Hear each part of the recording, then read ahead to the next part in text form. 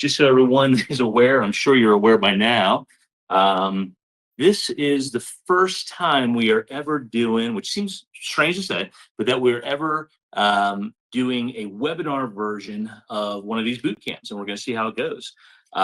So what we're going to start out with is, of course, kind of like curriculum, right? Coursework and things like that.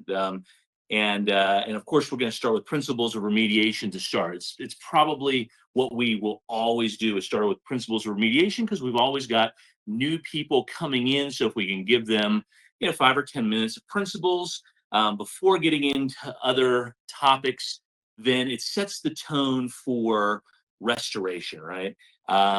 So I don't have any controls today.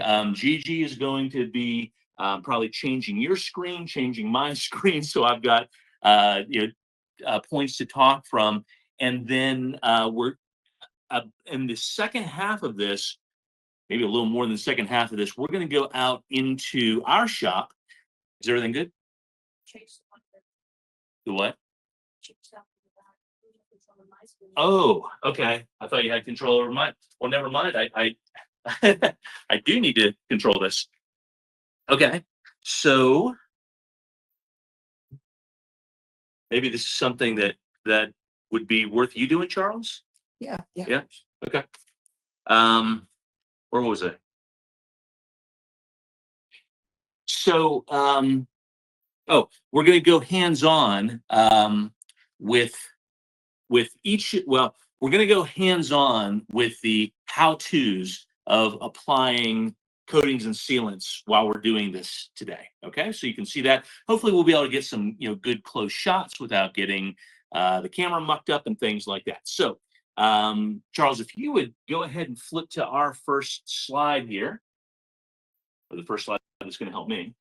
All right, so as everyone from the restoration industry knows, the standard guidelines for restoration and remediation come from the IICRC, which is established in 1972 as a way to globally advance the standards, credentials, and certifications for inspection, cleaning, and the restoration industry. So we start with those principles. So whether we're talking about mold damage, fire damage, water damage, right? S500 and things like that. We're always returning to these standards. Now, since we're talking about products that are typically related to a water or a mold event, and what we're trying to do is create a moisture control so that issues of dew point, condensation, water intrusions, etc., no longer plague us. We're going to focus on S520 standard for mold remediation as our introduction to principles of remediation today. So if you give me my next slide here. And one more touch. Okay, so when we're talking about remediation, the first thing that we probably need to talk about is conditions 1, 2, and 3, right? We know that our goal for every environment is to exist in a condition 1 environment, but many times we have condition 2 and 3 environments. And if you're new to the industry, what that means, let's define each of these, okay? So conditions are a comparison between exterior air quality around an environment, right? So the building that we're in right now, the outside is our condition 1 environment for comparison of the air quality in the area.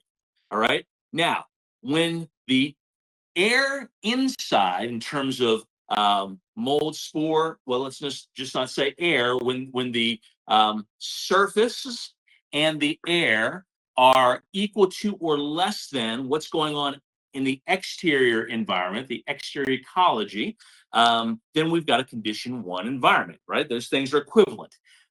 When we have settled mold spores that are greater than the exterior environment, now we've got a condition 2 environment, right? But we don't have any visible mold at that stage. Once we have visible mold formation, now we have a condition 3 environment. Okay, so if you think about how simple that is, it's very helpful for deciding is remediation required? Because all that we're looking for is either a condition 2 or condition 3 environment. And then we go, okay, some remedial procedures are required. Okay, it's that simple. Now, the question is condition 1, 2, and 3 enough to be helpful to us? Okay, so if you flip to my next slide here, and that's where we began using mold severity indexing. We could be talking about soot, we could be talking about water, but for today, we're going to talk about mold severity indexing. And what mold severity indexing does for us is it goes beyond just those general definitions that say yes or no to remediation.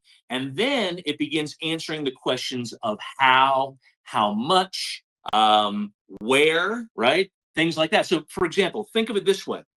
We determined that we've got both condition 2 and condition 3 environments in a home. Okay. And we go, okay, well, now how are we going to begin to think about educating our customers on this? Well, if all that we had was condition 2 and condition 3, we could say this is where you've got physical visible mold growth, and here's where you just have elevated spores, but it doesn't do much more for their education than that. When we go into severity indexing, and hopefully you can see this on your screen, now we're talking about literally the severity of the mold on those surfaces. What that allows us to do is then pre-test those surfaces. And when I say test, if you've been in the industry for a while, now you're thinking indoor air quality testing and things like that. No, what we're talking about is very practical testing, because you've got to know how you're going to clean up the problem, right? So the pre-testing is done with a kit that we provide, and now you've got the information necessary to pass on to your team. But more importantly than that, first, the information to share with your customer, right? The actual education of here is the proof that we can do what we say we can do. So we've got a kit that you can use to pre-test those surfaces in each severity index zone that you determine on, when you're doing your inspection. And now you bring that information back for education. Then that's passed on to estimating. So you get your numbers right. And then that goes on to the production team, and then for post remediation verification, right? So easy stuff, but you can't get the specificity that you need without mold severity index.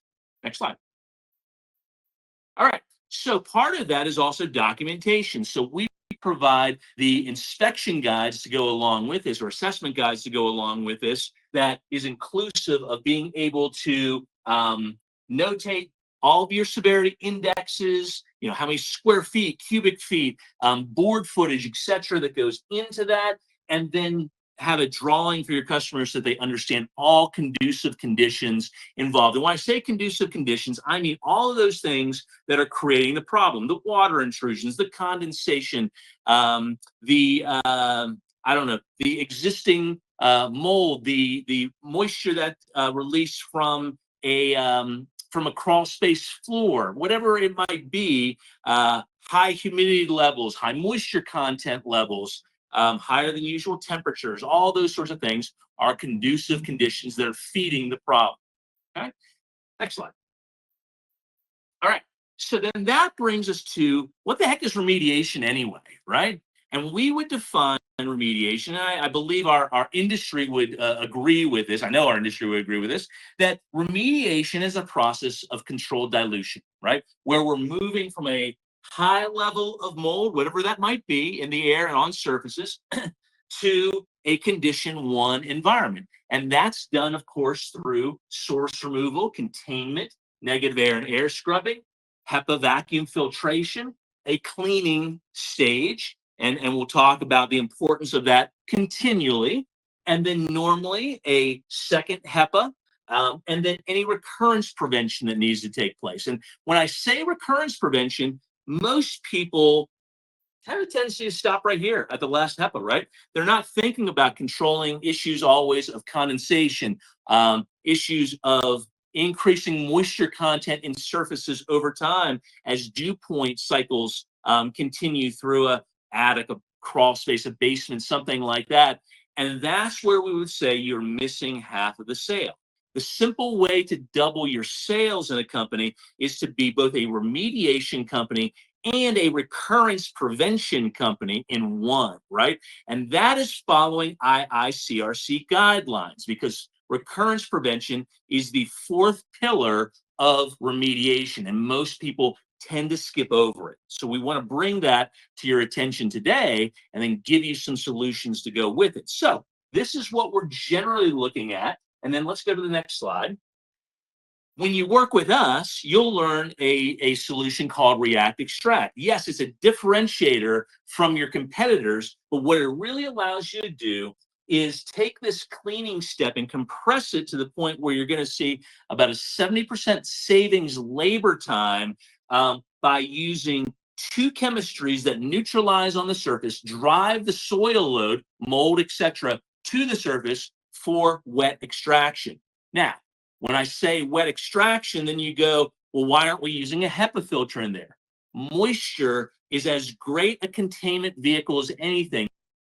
Using the moisture from that neutralization reaction surface level to contain and control any contaminant that would otherwise become airborne. So your extraction is happening during wet stage without the need to dry surfaces and to come back and secondarily HEPA-vac those surfaces again. So we can talk about that more outside this class. I just wanted to go through this entire process so that you understand principles of remediation and then how we can begin to help you in that side of the equation get much more efficient, have a major differentiator from your competitors, and by the way, if you go to the next slide, have the collateral materials to go along with it, right? It's really important that you have great collateral materials that differentiate you and speak this language. So we've laid these out here for you. And if you're a certified partner with us, you're already aware of those. Some of these things are brand new, right? We've got the new fire and water restoration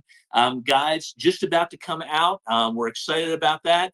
And you'll see severity indexing woven into these so that's very natural and easy for you to walk your customers through that. If you haven't checked out our certified program yet, make sure you go to our website and check that out and how you can partner with us in your area to bring these services to your clientele and to increase your profitability at the same time.